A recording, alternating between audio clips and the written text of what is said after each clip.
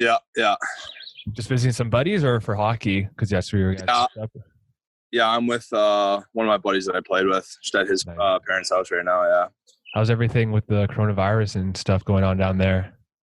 It's not too bad. I was in Florida for a bit, in Georgia. Kind of just, there's nothing to do, so we just kind of hang out and work out together, and yeah. What's your workouts looking like right now? Because myself, like, I don't have access to a gym, so I'm doing these at-home band workouts and stuff, and it's cool for the first couple of days, but you start missing the weights after a bit. Yeah, we got we just go for runs and stuff, but we got access to like weight sets and stuff, so just do our own thing. Like one of his buddies here has like a full gym set up in his garage, so we've been working out there. Down in Georgia, there's a gym in the rink, and the rink's closed, so we have access to that. But yeah, it's tough, but just kind of doing what we can. Yeah. As an athlete, a pro athlete, how hard was it from the mental side of things to kind of have everything stop abruptly just like that and never really know when it's going to come back? Yeah, well, like for me, we had we kind of got word that things were starting to shut down on I think it was like the Tuesday or the Wednesday that the NBA shut down, and then our coach was like, "Hey, like NHL might be next," and you know what happens if the NHL shuts down, then it's not going to be long before we do. So Thursday, we were supposed to have a game Friday. Team we were playing got in Thursday morning because they were from far away. So we skated, they skated, and then at around 6 o'clock, 7 o'clock on that Thursday night, our coach just called us and was like, "Hey, like it's all over." Yeah. So we ended up going out to the bar with the other team that was in town, and it was quick turnaround. Like it never really hit any. Like it was. We basically had the weekend, and then Monday it was like, "All right, come in, grab your stuff, and head out." So it was quick, and we didn't really have time to process it all. But it's definitely an odd ending to a season. Like you don't have any time to prepare for the end. It's just like, all right, it's over. Like crazy. For you guys, is it like over now completely, or is it postponed and like we'll see at a later date? No, they canceled our season. Oh, really? So they're basically just like, yeah, it's done for the year, and hopefully we can pick up and start a fresh season next year. But yeah, they just completely canceled everything for us. Yeah. And in situations like that, I always feel so bad for the college athletes, because especially like the guys in their senior year where this is like their last hurrah with their guys, right? And now they have no chance to make that back up. Yeah, like my stallmate in Knoxville, he went to Cornell and played at Cornell, and he's like, our men's and women's team were like top ranked, like ready to go for a run at the national title, and they don't even get a shot. So like, yeah, you definitely feel for those guys that, I mean, their last hurrah, especially like those teams that aren't shoo-ins to make the tournament every year and are having unbelievable seasons, and they don't even get a shot at the title, which is, it's a tough pill to swallow for sure. It is, yeah. Let's talk about a bit of hockey now. For you personally, when did it click in your mind that hockey was able to be a career option for you? Honestly, it wasn't until like I graduated from college. Like I had an interesting route. I played AAA until I was 12, and then I went down and played like Hub in Hamilton. Yeah. Until I was 16, 17, and then I just played at St. Thomas More High School for my last year. Was going to school at Niagara University, and like a week before school started, I didn't even know that club hockey existed, and their coach reached out to me and was like, "Hey, like, see you play hockey, like you're interested in trying out for the team?" And I was like, "Yeah, like I'll give it a go." So like I hadn't prepared at all. Like I was ready for my hockey part of my life to be over, and kind of just, I walked onto the team there, and kind of first 2 years in and out of the lineup, kind of just got to work. And then things started to click my junior year, and I had a big senior year. And then after my senior year, I was like, all right, like I got to get ready to get into the real world. And my college coach called me and was like, "Hey, like I have all these coaches like calling about you. Like, are you interested in continuing to play?" And I was just like, "Yeah, why not?" Better than the beer leagues where you're making no money. At least you better continue on the pro career, right? Tell me exactly what it was like I guess from the mental side of things playing in high school, because back then, like, 10, 11 years ago, your brain isn't the same brain you have right now. It's a lot more immature, I guess, so to say. So things might hit you differently, or pressure might hit you differently, or you might have a different perspective on things. I guess just walk me through a bit about your experience with the mental side of hockey playing high school. Because I know Hamilton high school sports can get quite competitive. Yeah. Like for me, I was never like the top dog. So it was like, I was just like, like I'm just here, I'm having fun, whatever. Never really mentally prepared until like we had those championship games where like your whole school comes and it's like, like here we go. Like all these people that you go to school with are here watching you. So like you kind of just float through the season and then you get to that championship game or whatever it is. And that's when it all starts to sink in. And like, that was really my first taste of like ever having to mentally prepare for a game. So it was, I was definitely immature and inexperienced. And like, I remember like eating like a sub 2 hours before the game. Like I wouldn't even think about doing that now. But yeah, it's just, definitely immature, definitely didn't know how to prepare my body or my mind going into those games. It was kind of more, you just kind of run off your adrenaline for those games there and just hope for the best. Over the years, has there been like some people you've relied on to help you with your mental side of the game, or is it something that you're just kind of taking the initiative on yourself and just learning through experience and seeing what works for you?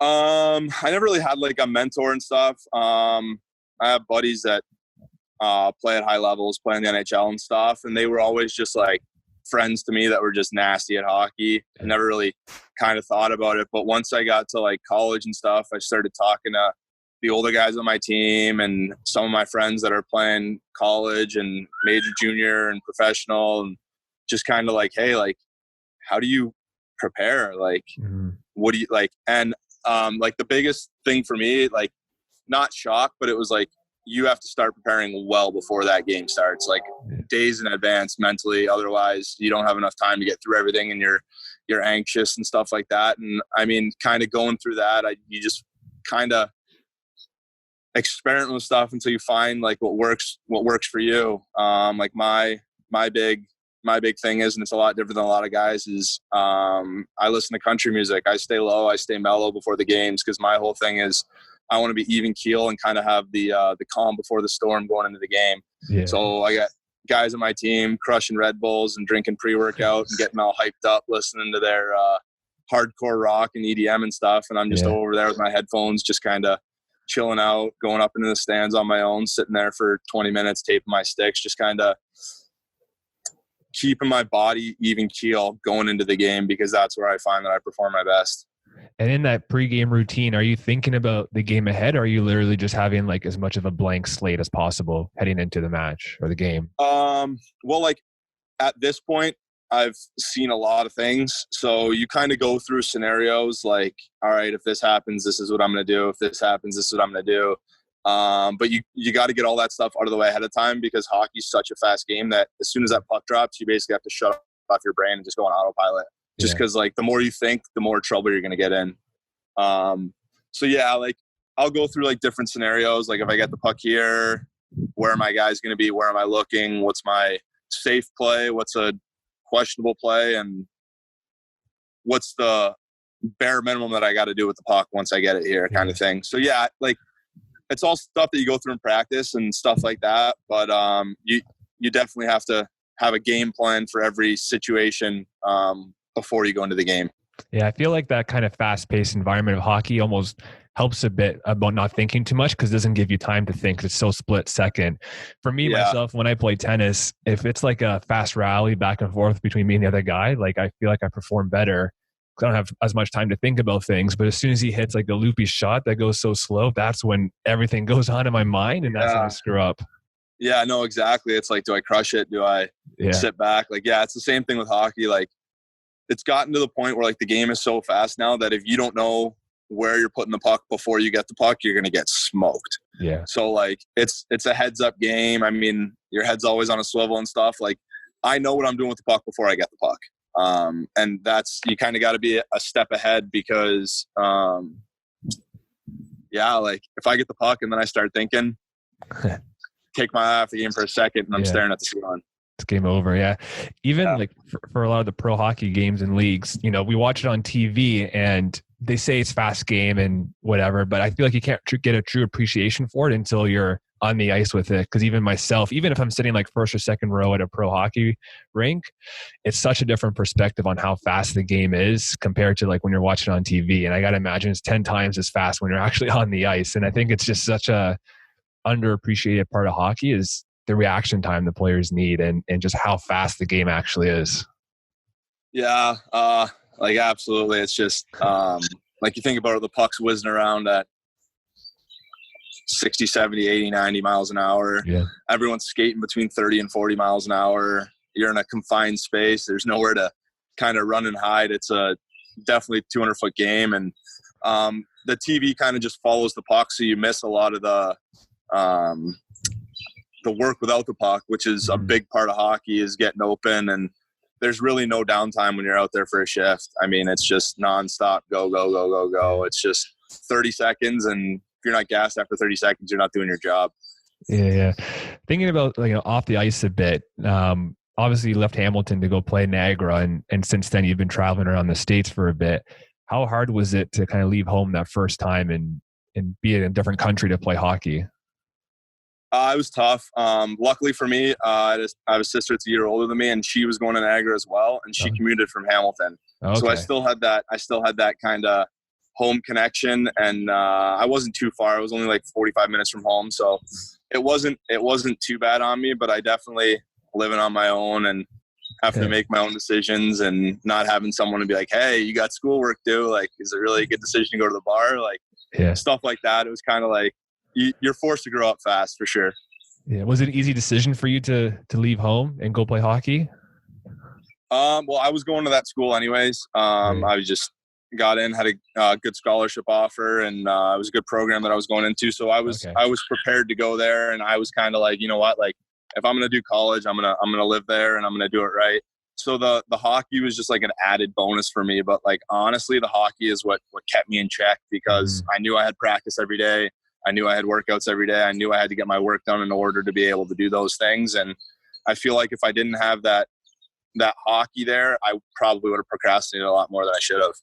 That's the one thing that's so interesting about sports. It could be hockey, it could be any sport really, but the lessons you learn in the sport like translates to your personal life as well. Like you said, the discipline or the commitment to practice or problem solving or teamwork, whatever it is in sports, those things carry over to life as well. Yeah, absolutely.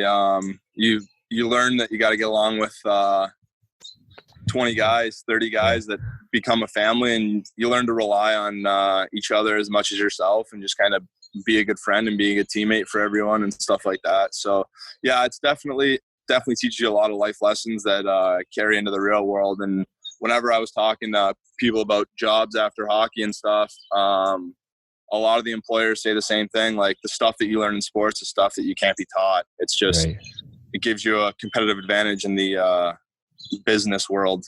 Yeah. Tell me a bit about how your game has changed, or if it's changed at all from high school to now, 10 or 11 years later. Are you still the same player, like play style back then, or you changed? No, I was a late bloomer. I was 5'2" in high school. I'm barely 100 pounds by the time I had 18. And I hit a major growth spurt my last year of high school there, and literally grew a foot. And I went into college at 6'2", 135. And the coaches were just like, "Hey man, you got to put on like 25 pounds or like you're just going to get killed out here." So yeah, I was never really a physical guy per se growing up. I was more of the small, fast, speedy, like finesse kind of guy. But as I got size and stuff, I learned that I wasn't as skilled as some of the other guys anymore because of my physical stature. So I needed to start throwing my weight around and start putting on pounds and going to the dirty areas that I kind of shied away from growing up. Yeah. I've seen you've been in a couple scraps over your career playing some hockey. What's your mentality when that arises in a game? Is it again like the same thing with the on ice play where you try not to like think about it as much as just reaction time and you're on autopilot? Yeah. My one rule is I'll never fight angry. Never fight with emotion, because when you do that, you leave yourself open. And when I say like I'll never fight angry, like obviously when you're in a fight, you're trying to do damage because you're not laughing and smiling. No, exactly. But my thing is like if I hit that like blackout rage point, then I'm in trouble because I'm going to leave myself wide open. But it's definitely nerve wracking. There's been a couple instances where we've gone on the road and I'm sitting on a bus for 12 hours, laying in my bed on the bus, and I know I got to fight this guy first game there. And really, it's definitely a mental battle. Like, I'm laying there and you can't sleep. You're just thinking about the fight, and you're clenching your fists and you're twitching and you're kind of trying to get it out of your head, but you know that it's coming. So when that's the case, you kind of want to try and get it out of the way early. A lot of people like don't understand, like, in hockey, it's like a mutual respect thing. Like, nobody really goes after someone unless there's two willing combatants. I mean, unless something happens, but like, for instance, like that one fight, when it was like a 12-hour road trip and we were going there, like, I just went up to the guy at warm-ups and I was like, hey, like, we're going first shift, like, let's get this out of the way, put it behind us so we can start playing some hockey. So like that kind of helps, and guys know it's coming. Both teams kind of know it's coming. Everybody backs up, and then it just turns into a show. At that point, it's just like, all right, you guys do what you got to do, duke it out, sit for 5 minutes, and then we'll get on with the game. So, yeah, like I try to stay mellow. I mean, I'm not a heavy hitter per se. I'm more of a technical fighter. So I'm more trying to get inside and get my grab. So I got to be very cautious of what I'm doing when I'm in a fight.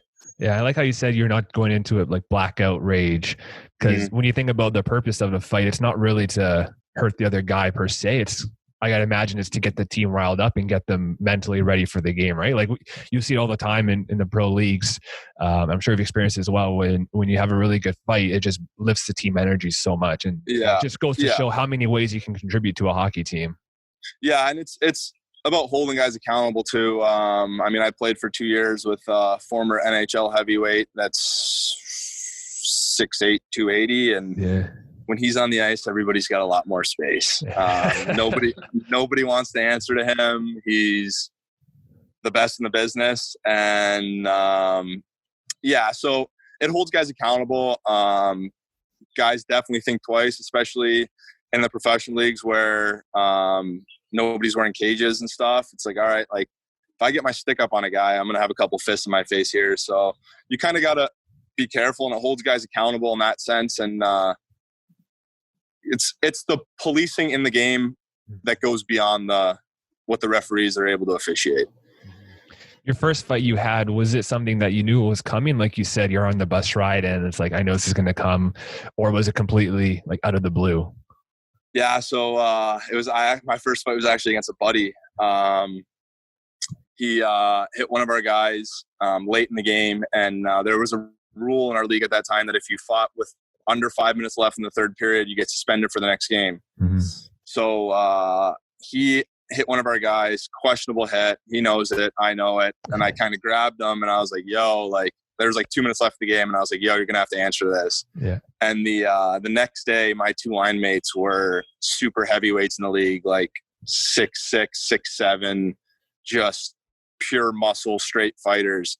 And I sat next to one of the guys in the locker room. We were at home, and it was my buddy that hit the guy from behind. And the two of them are sitting there taping their wrists, arguing over who gets to fight them. And I'm like, oh man, like, this guy that's my buddy's a little bit bigger than me, but he's about my size. And I was like, he's just going to get pummeled. So I kind of just like walked over to the two of them and I was like, hey, I'll handle it. Yeah. And they both just like, they're like, what? I was like, I'll take care of it. And they're like, yeah, whatever.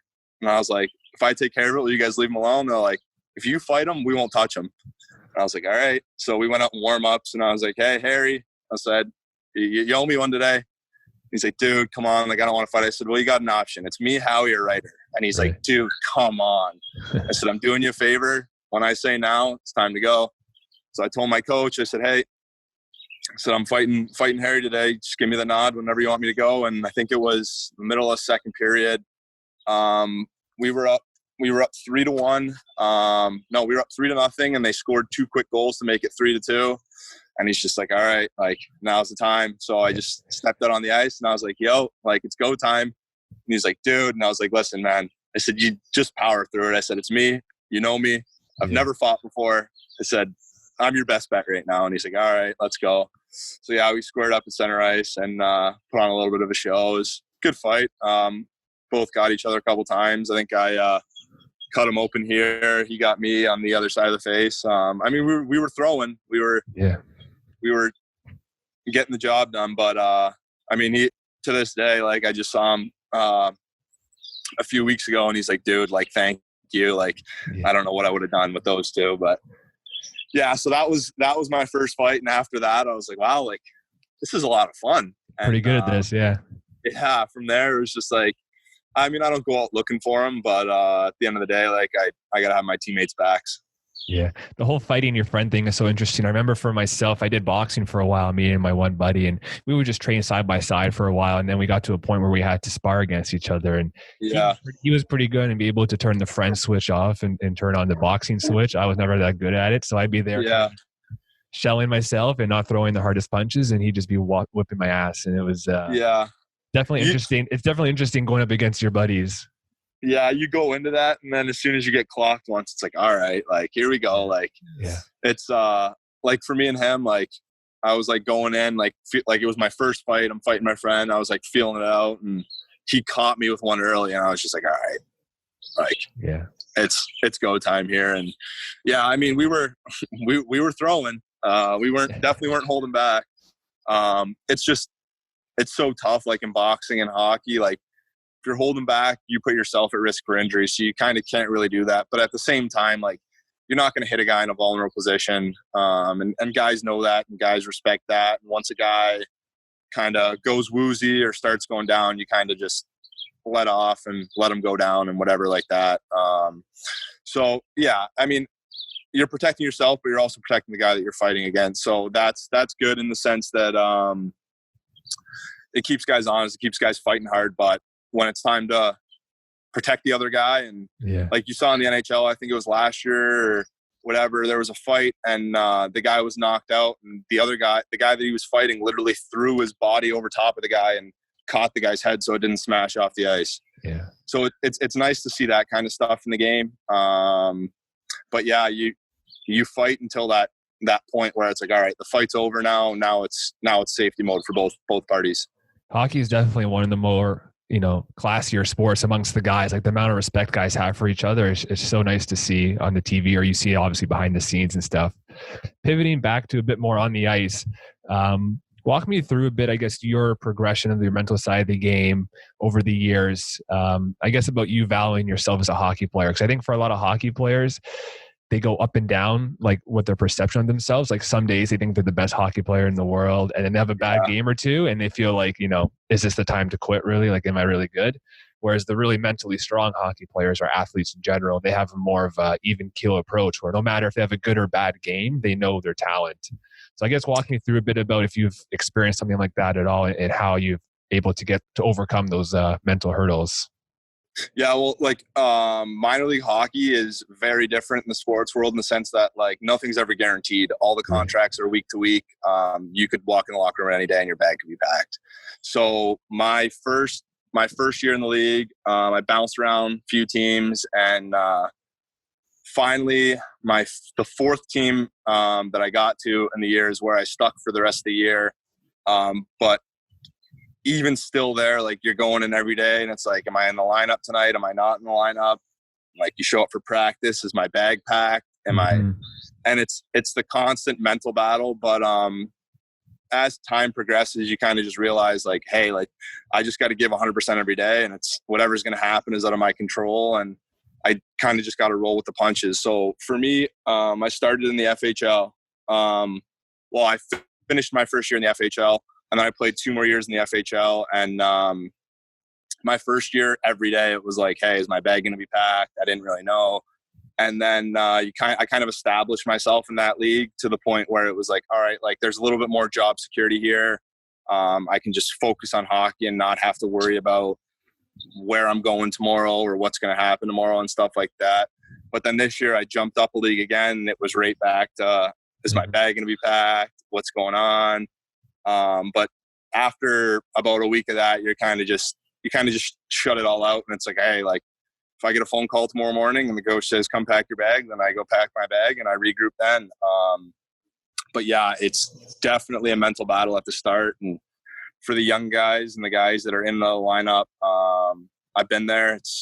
It's very nerve-wracking because, again, you don't know if you're going to have a job tomorrow, and guys got bills to pay and food to put on the table. So it's definitely tough. Yeah, that's kind of like talking about like going in between games, a mental approach. What's a bit about your mental approach during the game? If the first couple of shifts aren't going your way, or you miss an open net, for example, how do you reset your mind so that you're attacking the next shift at your full potential? Early on in the game, I'll kind of get a read of how the game's going, how I'm playing, some little adjustments that I need to make. But again, I just try and stay calm. In the sense that, like, all right, today's going to be a fast game. Today's going to be a physical game. How do I need to adjust? Having bad puck luck today, so I gotta go work a little harder in the corners, stuff like that. So your first 4 or 5 shifts, probably the first 10 minutes of the first period, is where you kind of gather all your adjustments and stuff like that, and you can get a pretty good grasp of what the game's going to be like. From those first few shifts, and you make some little mental adjustments. I don't think I've gone into any one single game and played the entire game the same way. Adjustments always need to be made. Stuff always needs to happen. There's shifts when I've gone out and I've done absolutely nothing. I haven't touched the puck. I didn't hit anyone. I just kind of, the way the shift was, it was on the other side of the ice and there was nothing really I can do. And then there's shifts where I have the puck the whole time, or I lay 5-6 hits. I get hit 3-4 times. So I mean, every shift's unique. You just gotta be prepared for absolutely anything every time you step on the ice.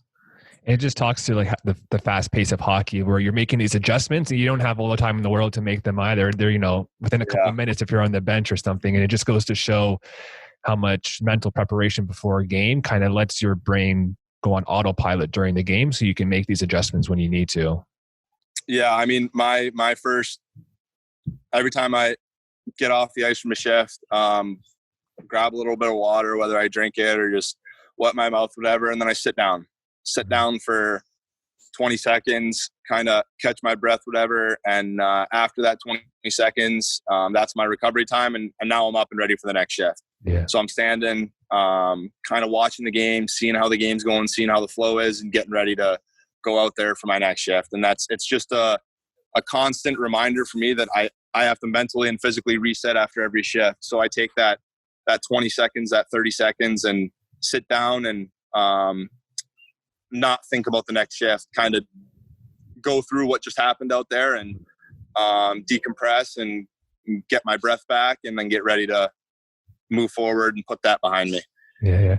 Listen, man, before we wrap up here, I want to get a sense of, do you have a kind of a specific game or moment in your career in mind where you look back and you feel like the mental side of the game really helped you in that situation, maybe really saved your ass?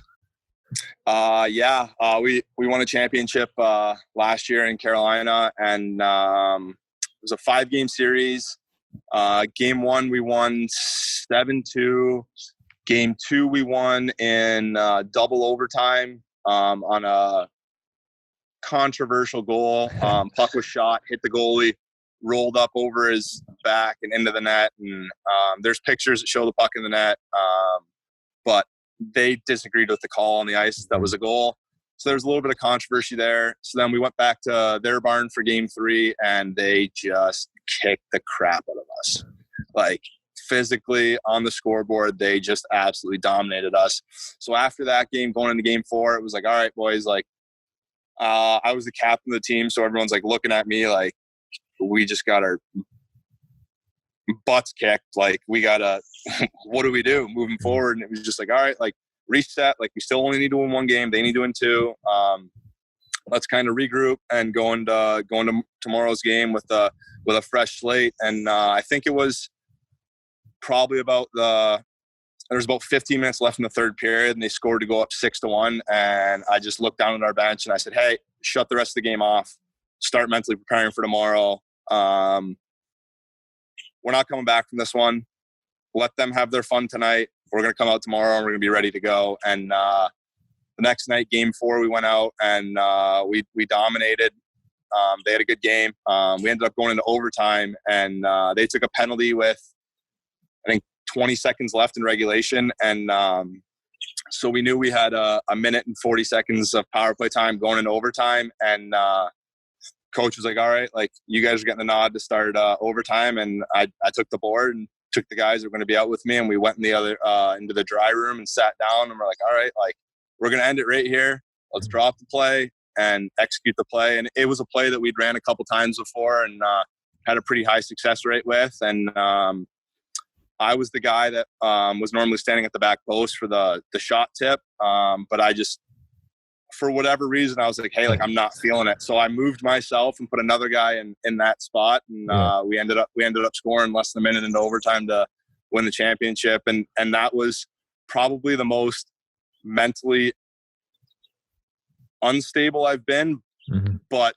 the face I put on was probably calm, cool, and collected, because I knew everybody else was freaking out inside. And just as much as I had to make it seem like I had everything all under control and it was all good to go. So that was definitely going into that game 4, and then especially going into that overtime where it was like one shot could be bringing us to a game 5, winner takes all. And we didn't want to be in that spot. We didn't want to have our backs against the wall. And we just kind of mentally collected ourselves. And that intermission break that we had was definitely good with calming the nerves, because guys were starting to grip their sticks real tight. Just goes to show how much, hockey isn't a perfect sport, and you have to accept it's not perfect and accept that there's games you're going to get kicked. So when you guys are down 6-1, being able to accept that it's happening, but looking forward and, setting the goal for the next game, it just goes to show how important that is to the team dynamic. Yeah, absolutely. There's always tomorrow. Yeah. And especially with hockey, you want to win every night, but there's going to be times where the goalie has an off night, the team has an off night, bad puck luck, the other team plays unbelievable. You're not going to win every game. It's just not going to happen. It's one of those sports where anything can happen on any given night. Any team can beat anyone. So you kind of got to roll with the punches and accept defeat if you gave it your all and you know that you lost and it was out of your control. The other team was a better team that night. Mm-hmm. Give them a pat on the back and move forward. But the issue is when you know you didn't give it your all and you get beat, and it almost feels like you beat yourself, and that's where it stings, and that's where you got to kind of regroup mentally. That's one of the biggest things I tell a lot of the kids that I coach or consult with that play hockey is being process focused, not outcome focused. So make sure your process each game is 100%. Mm-hmm. Because the outcome isn't always going to be there, but as long as your process is there, the outcome will be there 9 times out of 10 or more. Yeah. And mistakes are going to happen, especially in any sport, but hockey specifically, it's such a fast-paced game. There's not a single game in my life where I didn't make a mistake. Mistakes are going to happen. Sometimes they cost you, sometimes they don't, but you got to be able to learn from your mistakes and get past them and try not to make the same mistake over and over again, because that's when you get into some trouble. Yeah, I think that's a beautiful point to leave off on here, but I appreciate you taking some time this afternoon to chat a bit about the mental side of the game. And I hope that you, your friends, and your family stay safe during this tough time, and everyone can kind of get back to normal life sooner rather than later. Yeah, thanks for having me.